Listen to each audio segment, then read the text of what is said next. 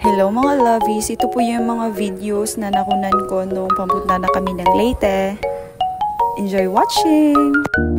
May 14, 2025, 3:31 PM, naghihintay na po ako ng bus niyan papuntang Ormoc.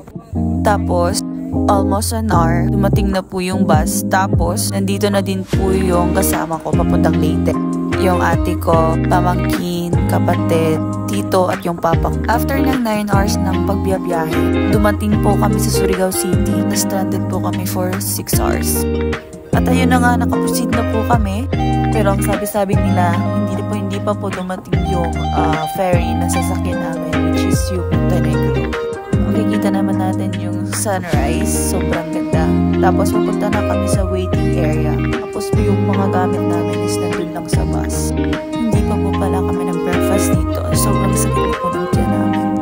Dahil first time po namin bumiyahe ng Leyte. Nakabiyahe na po yung sister ko sa Leyte. Pero nung 8 years old pa siya nun, 20 years na po yung nakalipas.